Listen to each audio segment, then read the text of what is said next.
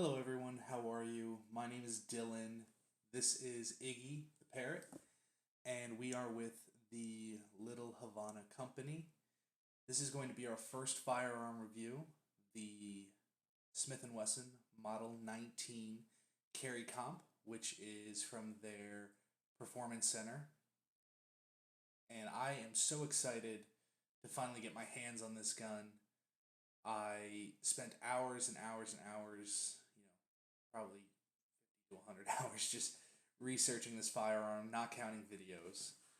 And this is my first revolver, and it really came down to a couple of things here. I wanted a K-frame revolver. I just felt like what I wanted to do with it gave me possibilities with a 3-inch barrel K-frame to just have the convenience of personal protection, whether that's concealed carry or home defense, something that's a little smaller and easier to handle. The weight was another thing. I thought the K-frames came in at a good weight. This revolver coming in around 34 ounces, not loaded a little bit more. I haven't been able to load it and weigh it yet, but we will get to that. This is going to be part one of a two-part review of this revolver. Unfortunately, that's because as soon as I picked this up from my FFL dealer, which I ordered this gun online through Gunbroker, and as soon as I released the cylinder, it felt tight. And we're going to talk about that in a little bit here, because a lot of these guns have that problem. The Model 19s, the new releases of the Model 19 that they came out with 2018, 2019. So I don't want to spend the whole video bashing the revolver. I think what I'll do now is I'll do a full in-depth review of it. Maybe like a 50%, in-depth review of the revolver. And then I'm obviously going to have to send this back to Smith & Wesson. So once we do that, we'll do the second review and give you a little bit of some extra things to talk about here. So I'm going to get this out.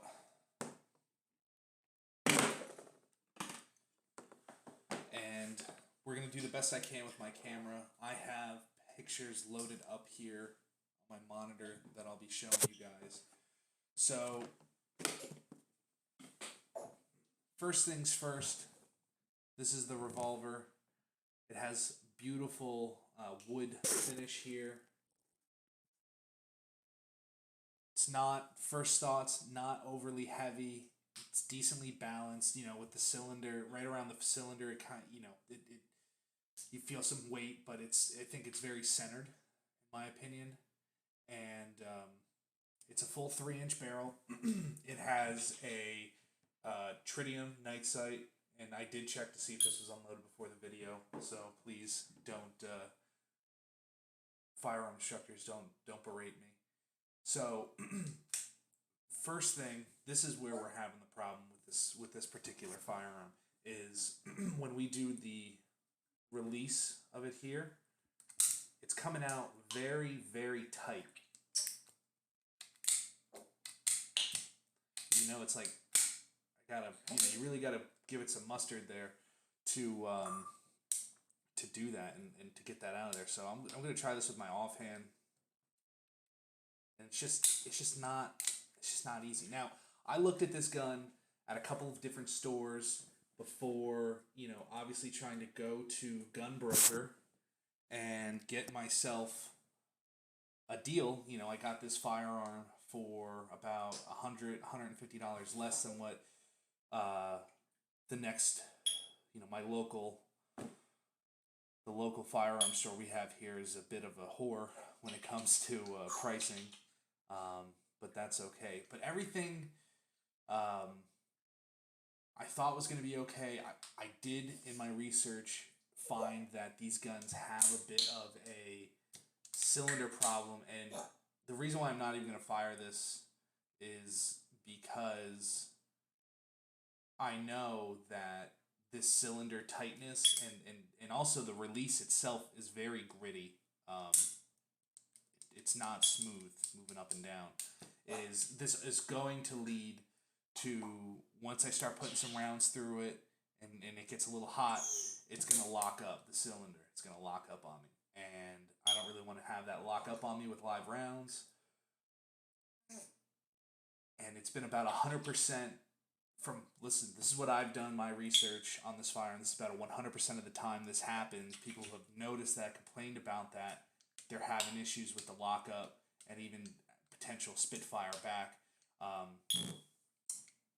Hickok 45 did a review of the Model 19 Classic, which is the same K-frame, just in a 4-inch barrel without the Performance Center features, which we'll go over in a few minutes. And he cut himself. He was bleeding. He had some backfire come out of the back of the cylinder here. Caught him on the finger, the thumb, and he had, the firearm did lock up on him, and he couldn't do anything about it. So I don't really want to get into that. I know I'm probably not going to see this firearm for at least 10 weeks, just based on what we have going on here. So another issue, and we'll get to that in the pictures, is the reason why I think it's a cylinder problem or the release. I don't really know. There's some obvious scraping on this beautiful blued finish, which we're going to go to some high resolution photos in a second here. But yeah, that's the bad right now. I just want to talk about the good here. So the good thing, this revolver feels amazing. The wood is fantastic. I would say I have long fingers, maybe not fat fingers, but definitely a big, some long hands. It fits me okay. My pinky is just, I would say about half, 3/4 of the way on there. So on these wood grips, it fits enough, and I think, once I get that secondary handle there on it, we'll be shooting just fine. If for some reason that's not the case, this gun does come with a full backstrap cover, synthetic grip. This is very nice and rubbery, and this fits my hand like a glove here. A little bit of extra room there on the bottom. And I think if I do, because I would like to try to carry this gun eventually, whether I do it as a secondary firearm or not, as just a primary carry, I would like to do it. And I do work in some pretty rough areas here, so I think this will be the grip that goes on it, just to prevent wear and tear, things like that. If we're shooting it at the house here, at a range or something, you gotta show off that nice rosewood, whatever it is. It's a blued finish, or if you want to call it a blued finish. It's definitely not like the shiny blue that the older models have, but it's very, very nice.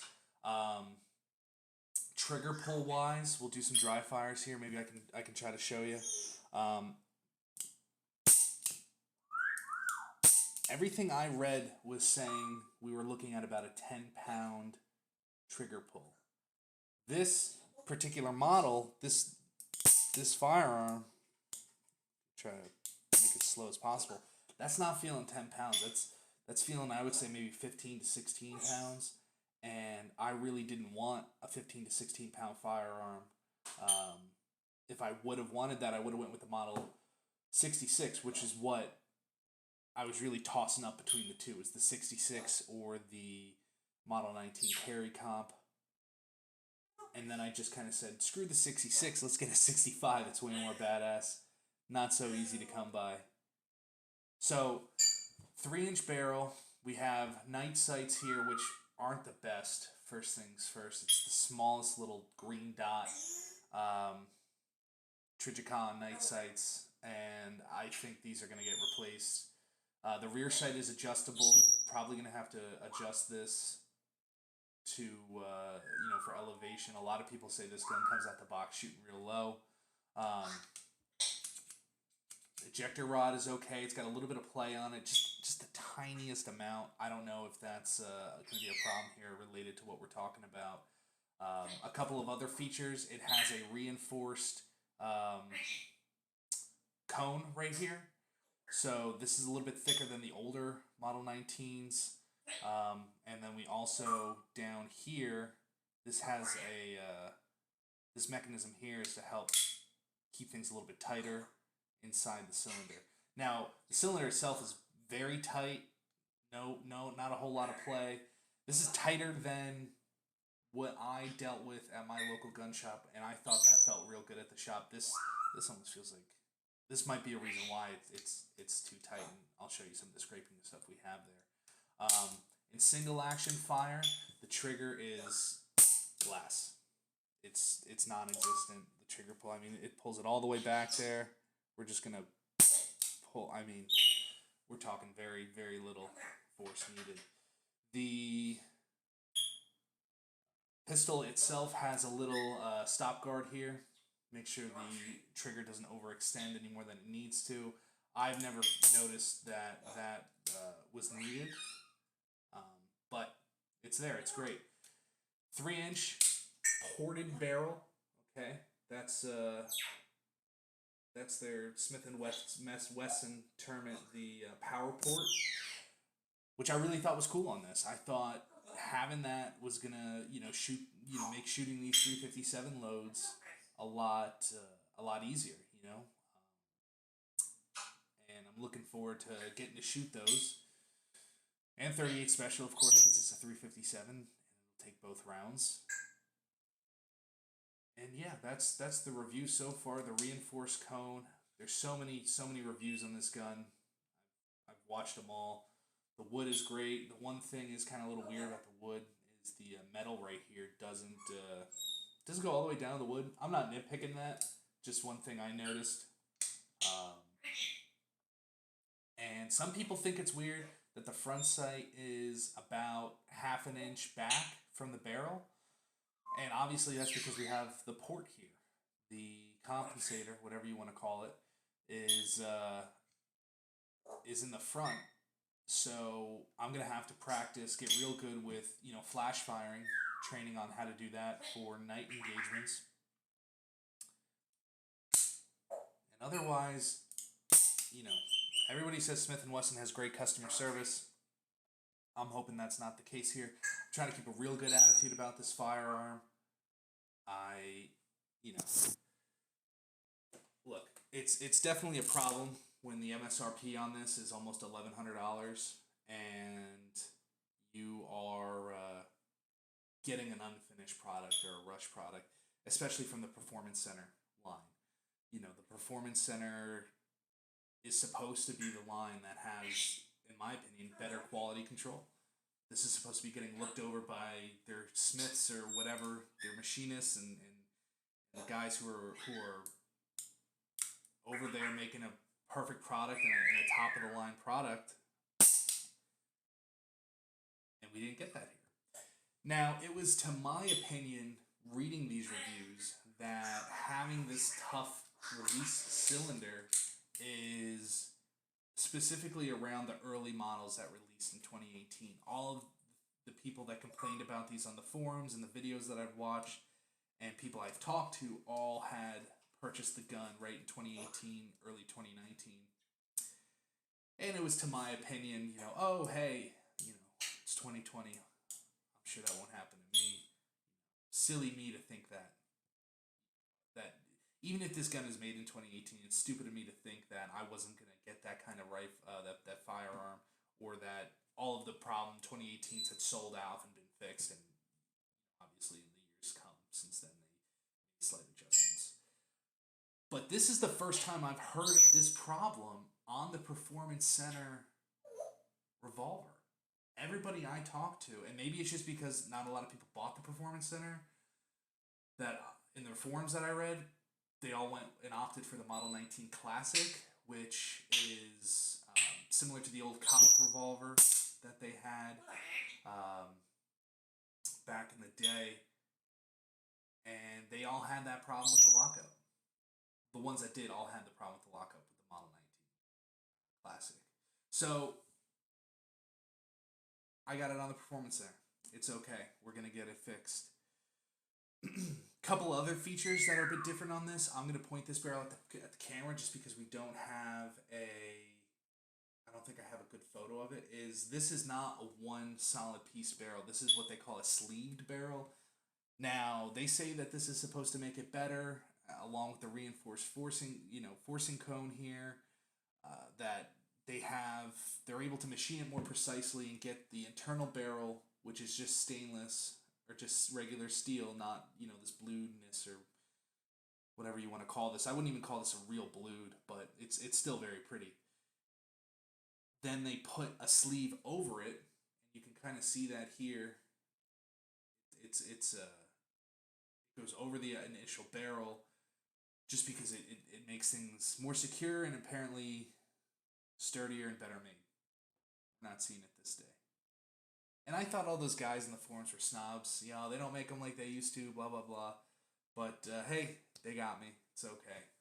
I think I'm going to really enjoy this barrel, or this firearm, once we fix the issues here. So, this is Smith & Wesson Model 19 Performance Center. Brought back in 2018. They were in production, I believe, I don't remember the exact years, but I believe in 99, somewhere around that time, they went away. They went out of production, and then Smith & Wesson decided to bring it back at an NRA show in 2018 is when they announced it. It was well received. Well received. But, just a couple issues. Now let's move on to the higher resolution photos. I hope I haven't been boring you to death, and I hope Iggy hasn't been distracting you guys to death. But this is what I deal with on a day-to-day basis. He's always rocking with me, so he's in this video. So here we have the close-up shot of our cylinder. These photos were taken today, which I just bought the firearm today. Nothing you can see here that's noticeably wrong with it yet. I just want you guys to appreciate, the firearm itself here. Got my finger down here a little bit. So this is where we start to get into some of the potential problems with the firearm. This is a close-up of the... Now, I apologize if I don't know the proper terminology here. This is of the rear of the cylinder where it locks into place here. You can see right along here, top, and then right here in the middle where the ejector rod is in the cylinder sliding in, there's some significant scrapings. And I get it, there's going to be some of those kinds of wear and tears on a revolver like this, but this is factory new out of the box, and I'm believing that it's a little too tight here in the cylinder, whether it's the ejector rod or the forcing cone, which I'll show you why I'm thinking it might be. But this is a great opportunity for you guys to take a look at the nice steel work they got here. This is the front side of the cylinder. You can see the ejector rod sticking out there. Now, notice right here at the top of the cylinder along the edge, we got it here, and then we definitely have it here going down the side. We have some significant scraping. And that is, in my opinion, because I paid attention to where the cylinder was releasing from. That's right where the forcing cone is. Right along this edge, that forcing cone, as these rounds cycle through here, are gonna bang that up. And look down here. This is huge. I mean, this is a huge. It took the blued right off the steel. I don't even know how that is possible on a new factory revolver. So once I noticed this, I was like, man, I think this is too tight. I didn't want to give my FFL a hard time. He's a great guy, and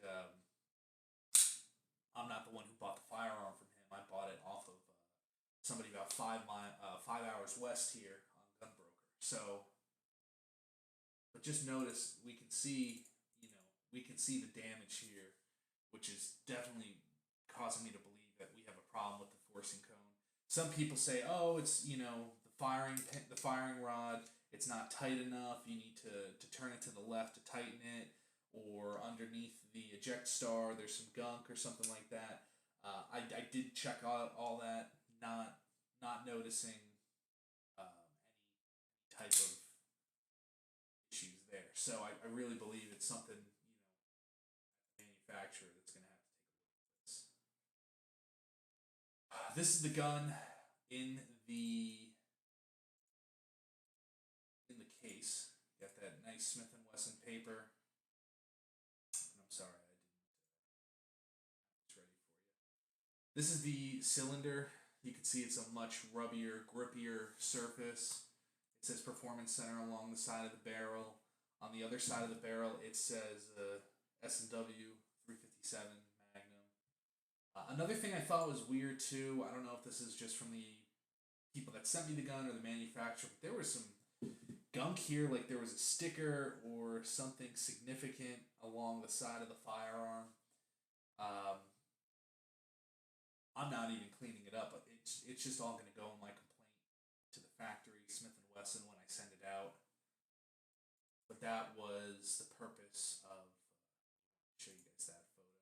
Now here, this is the kind of a look down at the top of the barrel, looking at the front sights. You can see.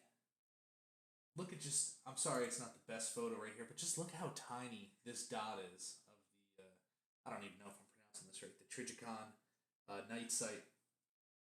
And yeah, you do get clear visibility with it, but it's so small that if you have, if you're in a night engagement, you go to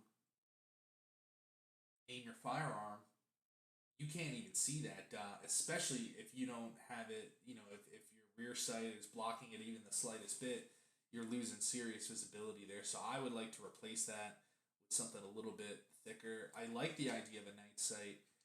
I think it would be a good idea for me, especially since I do have the idea of carrying this, which is, the whole idea why I wanted a K-frame. We would need that. So that is another picture. You can see we have everything is the same texture. There's no, sometimes on the top of these barrels, you've got maybe more of a brush steel or something like that for light. Everything is the same texture all around the outside of the firearm. This is a close-up on our ported barrel. And right along here in the lip here, you might be able to get an idea of how I'm talking about. This is a sleeve barrel. It's a two-part barrel. The barrel itself is underneath this outside sleeve that says Performance Center, and that's a decent sized port, man. That it's not small. I'll tell you that. You can easily put, I would compare it to like a USB charger. It's lengthwise, it's almost as long as a USB charger. It's definitely as wide as your standard USB. That's the only thing I can think of to compare it to, but just really, really think that's such a major selling point for me on this revolver. It's a close up of it in my hand. The wood is so pretty on this. And once again, I just want to talk about this trigger. I'm really the double action trigger pull. Everybody was telling me we've got a 10-pound trigger pull, and I held this thing at the store and I dry fired it. Not this firearm, but another Model 19 carry comp, and it was great. And this one, very heavy. So definitely going to